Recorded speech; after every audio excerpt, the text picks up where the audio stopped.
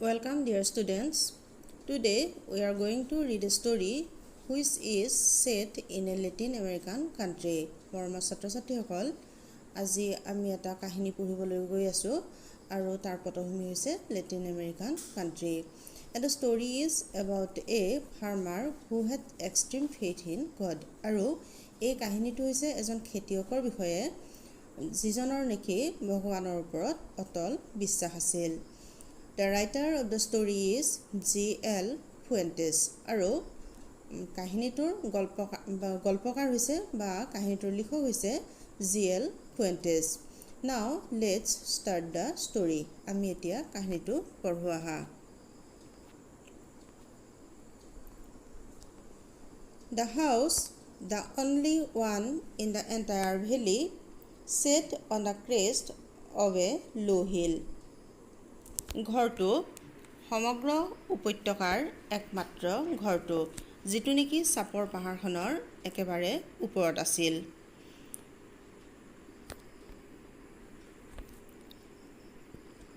From this height, one could see the river and the field of ripe corn dotted with the flowers that always promised a good harvest. এই উচ্চতাৰ পৰা নদীখন দেখা পাব পাৰি আৰু ফুলেৰে বুটা বছা পকা শস্যৰ পথাৰখন যিয়ে নেকি সদায় ভাল শস্য হোৱাৰ প্ৰতিশ্ৰুতি কঢ়িয়াই আনে. The only thing the earth needed was a downpour or at least a shower. আৰু একমাত্ৰ বস্তুটো যি নেকি পৃথিৱীখনে অৰ্থাৎ খেতিডৰাৰ প্ৰয়োজন আছিল বা খেতিডৰা বিচাৰিছিল সেয়া হৈছে এজাক ধাৰাসাৰ বৰষুণ নহ'লে বা পাতলীয়াকৈ হ'লেও এজাক বৰষুণ. Throughout the morning, Lenzo, who knew his fields intimately, had done nothing else but see the sky towards the northeast. আৰু গোটেই ৰাতিপুৱা জুৰি লেন্সোৱে যিগৰাকী নেকি নিজৰ খেতিডৰাৰ সৈতে একাত্ম আছিল আন একোৱে কৰা নাছিল একমাত্ৰ উত্তৰ পূব আকাশৰ পিনে চাই আছিল. Now we are really going to get some water, woman. আমি সঁচাই পানী অৰ্থাৎ বৰষুণ পাম এই বুলি তেওঁ মহিলাগৰাকীলৈ চাই কৈছিল. The woman who was preparing supper replied, Yes, God willing. আৰু মহিলাগৰাকী যিয়ে নেকি দিনৰ আহাৰ প্ৰস্তুত কৰি আছিল তেওঁ উত্তৰ দিছিল এৰা ভগৱানে ইচ্ছা কৰিলে বা ভগৱানৰ ইচ্ছা. The older boys were working in the field. ডাঙৰ ল'ৰাকেইজনে পথাৰত কাম কৰি আছিল while the smaller ones were playing near the house until the woman called to them all come for dinner. আৰু যেতিয়ালৈকে মহিলাগৰাকীয়ে ডিনাৰৰ বাবে আহা বুলি মতা নাছিল তেতিয়ালৈকে ঘৰৰ সৰুবোৰে ঘৰৰ ওচৰতে খেলি আছিল আৰু ডাঙৰবোৰে পথাৰত কাম কৰি আছিল. মৰমৰ ছাত্ৰ-ছাত্ৰীসকল, ইয়াৰ মাজতে এটা তোমালোকক কথা কৈ থওঁ. ইয়াতে ডিনাৰ আৰু চাপাৰ বুলি লিখা আছে. আমি সাধাৰণতে আমাৰ দেশত ডিনাৰ বা চাপাৰ বুলিলে নৈশ আহাৰ বুলিয়ে বুজোঁ, কিন্তু US বা কানাডা আদি দেশত ডিনাৰ বা চাপাৰক main meal of the day অৰ্থাৎ দিনৰ মুখ্য আহাৰ বুলি বুজাই তেওঁলোকে. Supper is served in the late afternoon and dinner is served around noon. অৰ্থাৎ ডিনাৰটো আবেলিৰ ভিতৰতে কি কৰা হয় সাৰ্ভ কৰা হয়. এতিয়া আগবাঢ়িছোঁ. It was during the meal that just as Lenzo had predicted, big drops of rain began to fall. আৰু এই আহাৰ খাই থকা অৱস্থাতে লেন্সোৱে অনুমান কৰাৰ দৰেই big drops of rain begin to fall ডাঙৰ ডাঙৰ বৰষুণৰ টোপালবোৰ পৰিব আৰম্ভ কৰিছিল. In the north east huge mountains of clouds could be seen approaching. আৰু উত্তৰ পূবফালে পৰ্বত প্ৰমাণ মেঘবোৰ আগবাঢ়ি অহা দেখা গৈছিল. The air was fresh and sweet. বতাহজাক সতেজ আৰু মধুৰ আছিল. The man went out for no other reason than to have the pleasure of feeling the rain on his body. আৰু মানুহজন অন্য কোনো কাৰণৰ বাবে বাহিৰ ওলাই যোৱা নাছিল, তেওঁ গৈছিল তেওঁৰ শৰীৰত বৰষুণৰ টোপালৰ সুখানুভূতি অনুভৱ কৰিবলৈ।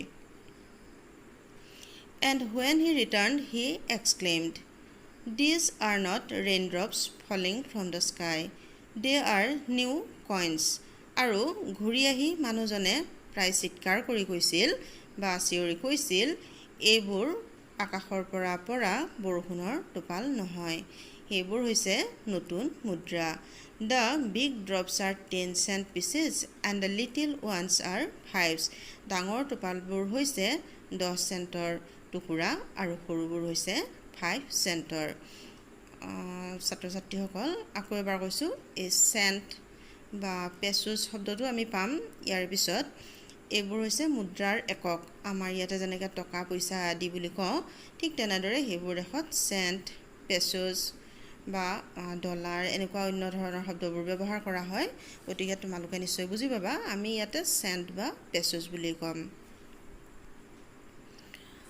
With a satisfied expression, he regarded the field of ripe corn with its flowers draped in a curtain of rain. সন্তুষ্টি প্ৰকাশেৰে তেওঁ ধৰি লৈছিল, তেওঁৰ যেন ফুলেৰে ভৰা পকা শস্যৰ পথাৰখন বৰষুণৰ আচ্ছাদনে মেৰিয়াই ধৰিছিল। But suddenly a strong wind began to blow. কিন্তু অকস্মাতে এজাক প্ৰচণ্ড বতাহ বলিবলৈ আৰম্ভ কৰিছিল।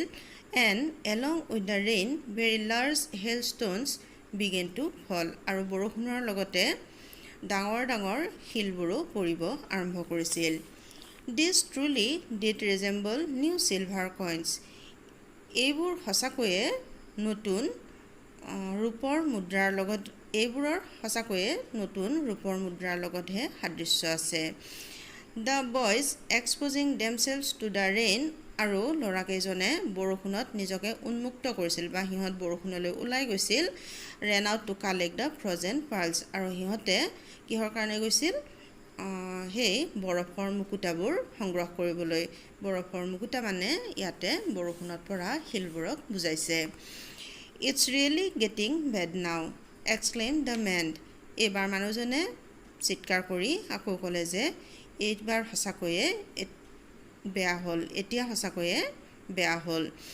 I hope it passes quickly. মই আশা কৰিছিলোঁ এয়া সোনকালে পাৰ হৈ যাব। It did not pass quickly. কিন্তু এয়া সোনকালে পাৰ হৈ নগ'ল, অৰ্থাৎ শিল বৰষুণজাক সোনকালে শেষ হৈ নগ'ল। For an hour the hail rained on the house, the garden, the hillside, the cornfield, on the whole valley.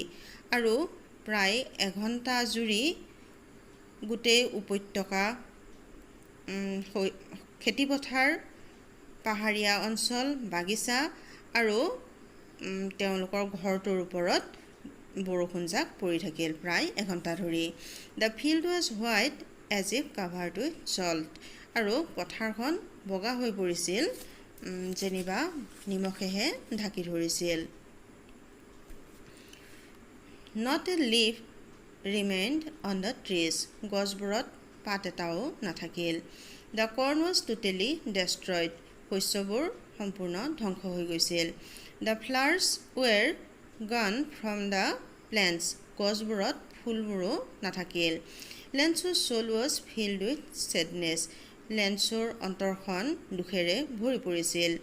When the storm had passed, আৰু যেতিয়াই ধুমুহাটো আঁতৰি গৈছিল, he stood in the middle of the field and said to his sons. আৰু তেতিয়া লেন্সুৱে তেওঁৰ পথাৰখনৰ মাজত থিয় হৈছিল আৰু ল'ৰাকেইজনক কৈছিল, A plague of locusts would have left more than this. Plague of locusts means ফৰিঙৰ জাক, অৰ্থাৎ ফৰিঙৰ জাক জাক ফৰিং আহিলেও ইয়াতকৈ বেছিকৈ এৰিলেহেঁতেন। The hail has left nothing. শিল বৰষুণজাকে একোৱেই নেৰিলে। This year we will have no corn. এই বছৰটোত আমাৰ কোনো শস্য নাথাকিব। That night was a sorrowful one. সেই ৰাতিটো এটা দুখৰ ৰাতি আছিল। All our work for nothing. আমাৰ পৰিশ্ৰম অথলে গ'ল. There is no one who can help us. আৰু আমাক সহায় কৰিবলৈও ইয়াত কোনো নাই. We'll all go hungry this year. আৰু আমি এই বছৰটো ভোকত থাকিব লাগিব. But in the hearts of all who lived in that solitary house in the middle of the valley, there was a single hope, help from God. কিন্তু সেই অন্তৰবোৰত অৰ্থাৎ যিসকলে সেই অকলশৰীয়া ঘৰটোত সেই উপত্যকাৰ মাজৰ অকলশৰীয়া ঘৰটোত বাস কৰিছিল সকলোৰে অন্তৰত এটাই মাত্ৰ সৰু আশা আছিল আৰু সেইটোৱে হৈছে ভগৱানৰ পৰা সহায়. Don't be so upset even though this seems like a total loss. Remember, no one dies of hunger. Don't be so upset. ইমান বিব্ৰত বা দুখিত নহবা. Even though this seems like a total loss, যদিও এইটো আমাৰ সম্পূৰ্ণ লোকচান হোৱা যেন ধাৰণা হৈছে. Remember, মনত ৰাখিবা, no one dies of hunger. কোনেও ভোকত নমৰে. That's what they say. No one dies of hunger. আৰু সেয়ে তেওঁলোকে কৈছিল যে কোনেও ভোকত নমৰে. All through the night, Lensu thought only of his one hope. গোটেই ৰাতি ধৰি লেনচুৱে একমাত্ৰ এটা আশাৰ কথাই ভাবি আছিল. The help of God. ভগৱানৰ সহায়. Whose eyes, as he had been instructed, see everything, even what is deep in one's conscience. অৰ্থাৎ ভগৱানৰ সহায় যিগৰাকীয়ে নেকি অৰ্থাৎ যিজনাই লেনচুৱে পোৱা শিক্ষামতে বা লেনচুৱে পোৱা শিকনি মতে সকলোবোৰ দেখা পায়. আনকি মানুহৰ গভীৰ অন্তৰৰ কথাখিনিও ভগৱানে দেখা পাব পাৰে. Lencho was an ox of a man. An ox of a man মানে হৈছে এই ফ্ৰেজটোৰ অৰ্থ হৈছে strong person. So Lensu was an ox of a man. Lensu আছিল এজন শক্তিশালী পুৰুষ. Working like an animal in the field. যিয়ে নেকি পথাৰত জন্তুৰ দৰে কাম কৰিব পাৰে. But still he knew how to write. তথাপিও অৱশ্যে লেনচুৱে লিখিবও কেনেকৈ লিখিব লাগে সেইটোও জানে. The following Sunday, পিছৰ ৰবিবাৰে at daybreak, ৰাতিপুৱাতে he began to write a letter. তেওঁ এখন চিঠি লিখিবলৈ আৰম্ভ কৰিছিল. Which he himself would carry to town. যিখন তেওঁ নিজে টাউনলৈ লৈ গৈছিল and place in the mail. আৰু মেইল বক্সত দিছিল. It was nothing less than a letter to God. সেয়া অন্য একো নাছিল, ভগৱানলৈ এখন চিঠিহে আছিল. God, he wrote. তেওঁ লিখিছিল, ভগৱান, if you don't help me, তুমি যদি মোক সহায় নকৰা, my family and I will go hungry this year. মোৰ পৰিয়ালটো আৰু মই এই বছৰ ভোকত থাকিব লাগিব. I need a 100 pesos. মোক 100 পেচোজৰ দৰকাৰ. পেচোজ মানে আমাক এটা কাষত দিয়ে থৈছে currency of several Latin American countries. অৰ্থাৎ কিছুমান লেটিন আমেৰিকান দেশত কাৰেঞ্চি বা নোটক কি বুলি কোৱা হয়, পেচোজ বুলি কোৱা হয়. I need a 100 pesos in order to sow my field again. মোক 100 পেচোজৰ দৰকাৰ মোৰ খেতিডৰাত পুনৰ শস্য সিঁচিবলৈ. and to live until the crop comes. আৰু শস্য নোহোৱালৈকে জীয়াই থাকিবলৈ. because the hailstorm. কাৰণ শিল বৰষুণ জাকে এই বুলি লেনচুৱে নিজৰ দুখৰ কথা চিঠিখনত বৰ্ণাইছিল. he wrote to God on the envelope. আৰু লেনচুৱে এনভেলপৰ ওপৰত to God বুলি লিখিছিল. put the letter inside. চিঠিখন খামটোৰ ভিতৰত ভৰাইছিল. and still troubled. আৰু যদিও বা সমস্যাত আছিল, went to town. চহৰলৈ গৈছিল. at the post officeত he placed a stamp on the letter. চিঠিখনৰ ওপৰত এটা টিকেট লগাইছিল. and dropped it into the mailbox. আৰু তাৰপিছত মেইল বক্সত সেইখন পেলাইছিল বা মেইল বক্সত দি দিছিল. one of the employees. কৰ্মচাৰীসকলৰ এগৰাকী who was a postman. যিগৰাকী এজন postman বা পিয়ন বা ডাকুৱাল আছিল. and also helped at the post office. আৰু যিগৰাকীয়ে পোষ্ট অফিচত সহায়ো কৰিছিল. went to his boss laughing heartily and showed him the letter to God. এই পোষ্টমেন গৰাকী তেওঁৰ বছ বা তেওঁৰ মালিকৰ ওচৰলৈ প্ৰাণ খুলি হাঁহি হাঁহি গৈছিল আৰু কিয় গৈছিল তেওঁক ভগৱানলৈ লিখা এই চিঠিখন দেখুৱাবৰ বাবে অৰ্থাৎ তেওঁ হাঁহি হাঁহি তেওঁৰ বছৰ ওচৰলৈ গৈ চিঠিখন দেখুৱাইছিল Never in his career as a postman had he known that address আৰু পোষ্টমেন হিচাপে তেওঁৰ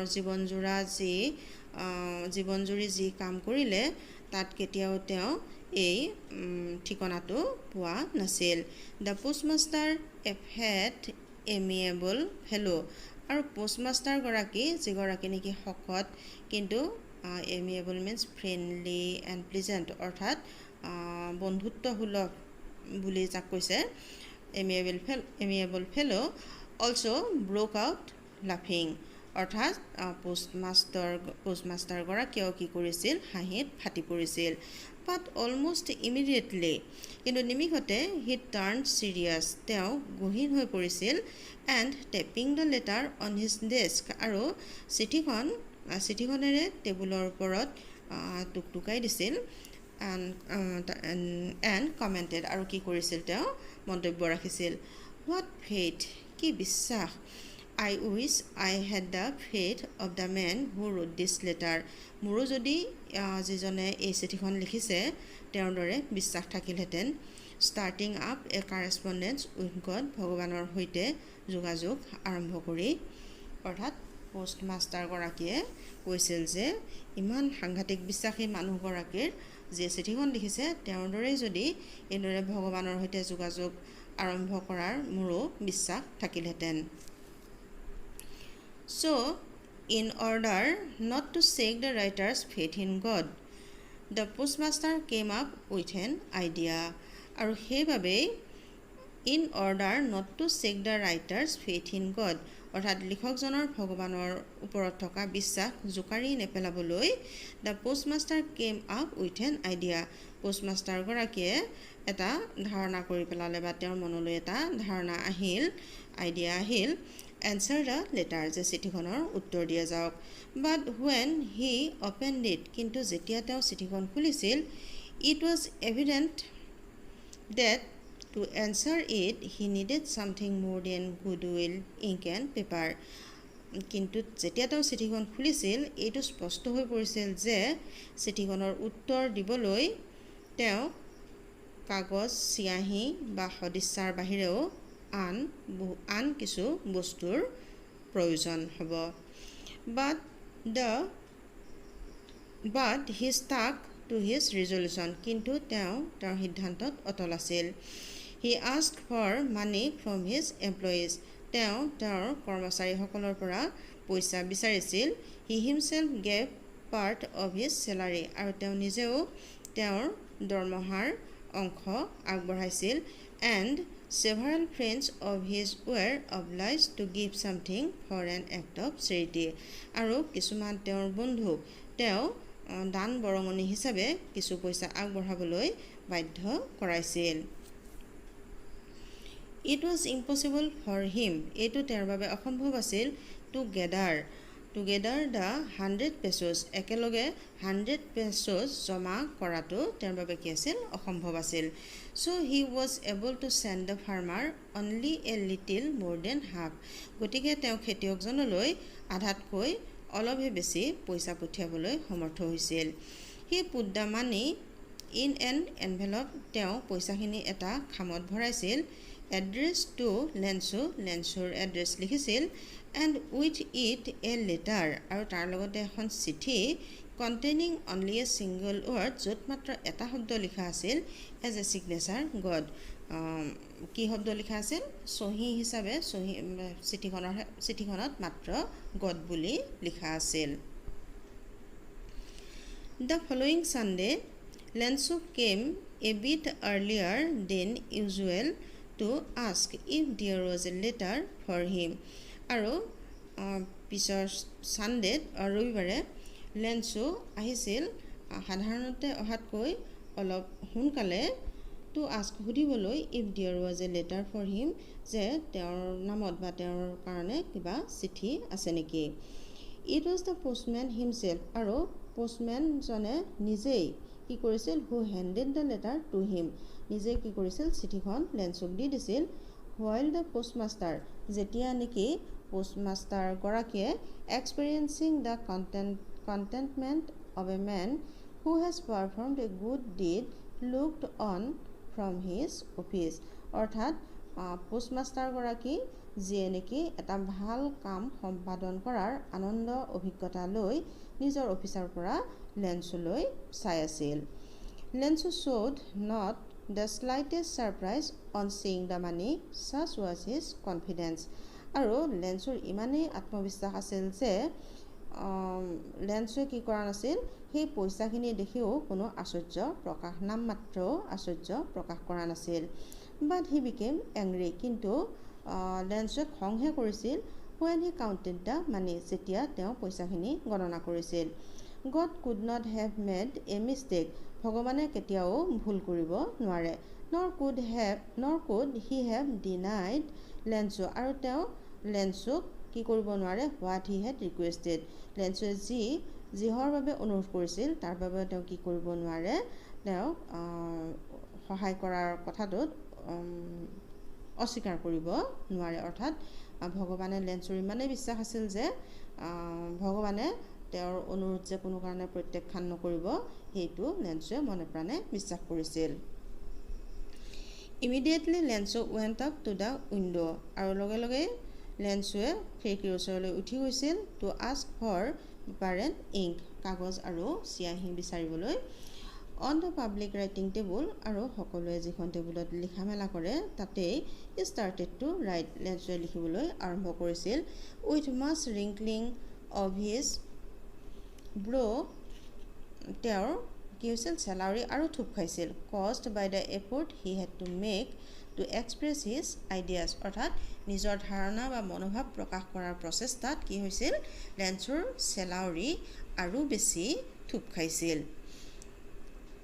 When he finished যেতিয়া তেওঁৰ লিখা শেষ হৈছিল he went to the window তেওঁ খিৰিকীখনৰ ওচৰলৈ গৈছিল to buy a stamp এটা টিকেট কিনিবলৈ which he licked যিটো তেওঁ চেলেকি দিছিল অৰ্থাৎ টিকেট লগাবৰ কাৰণে আমি সাধাৰণতে জিভাৰে চেলেকি দিওঁ যিটো দিয়া উচিত নহয় সি লেঞ্চে চেলেকি দিছিল and then affixed to the envelope আৰু তাৰপিছত সেইটো এনভেলপটোৰ ওপৰত লগাই দিছিল with a blow of his fist তেওঁ মুঠিৰে হেঁচা মাৰি। The moment the letter fell into the mail box আৰু সেই মুহূৰ্ততে যি মুহূৰ্তত চিঠিখন মেইল বক্সটোত পৰিছিল the postmaster went to open it পোষ্টমাষ্টাৰগৰাকীয়ে সেইখন খুলিবলৈ গৈছিল। ইট ছেড আৰু তাত লিখা আছিল গড ভগৱান of the money that I asked for মই যে পইচাখিনিৰ বিচাৰিছিলোঁ বা মই যিখিনি পইচাৰ কথা কৈছিলোঁ অনলি 70 পেচোছ ৰিষ্ট মি মোৰ ওচৰ পালেহি মাত্ৰ 70 পেচোছে বা মই 70 পেচোছে পাইছোঁ। চেণ্ড মি দ্য ৰেষ্ট বাকীখিনিও মোলৈ পঠিয়াই দিয়া since I need it very much যিহেতু মোৰ সেইখিনি বহুত প্ৰয়োজন but don't send it to me through the mail কিন্তু মেইলৰ জৰিয়তে মোৰ ওচৰলৈ সেইখিনি নপঠাবা বিকজ কাৰণ the post office employees are a bunch of crooks কাৰণ পোষ্ট অফিচৰ এই কৰ্মচাৰীসকল হৈছে এটা ঠগৰ দল মাত্ৰ। লেঞ্চোৱে তলত নিজৰ নামটো লিখি এই কথাখিনি চিঠিখনত লিখিছিল। মৰমৰ ছাত্ৰ ছাত্ৰীসকল আমি এই কাহিনীটো পঢ়ি লেঞ্চৰ ভগৱানৰ ওপৰত অটল বিশ্বাস কিন্তু মানুহকে বিশ্বাস কৰা নাই আমি দেখিছোঁ আৰু যিয়ে নহওক ভগৱানৰ ওপৰত যে অটল বিশ্বাস সেই কথাটোকে ইয়াতে কাহিনীকাৰে প্ৰকাশ কৰিছে। আমাৰ লেচনটো ইমানতে শেষ হৈছে। তোমালোকে নিশ্চয় লেচনটো ভালদৰে পঢ়ি চাবা আৰু তোমালোকৰ বন্ধু বান্ধৱীৰ সৈতে এইটো শ্বেয়াৰ কৰিবা আৰু যদি ভাল পোৱা তেতিয়াহ'লে লাইক বা শ্বেয়াৰ কৰিবা আৰু ছাবস্ক্ৰাইব কৰিবা।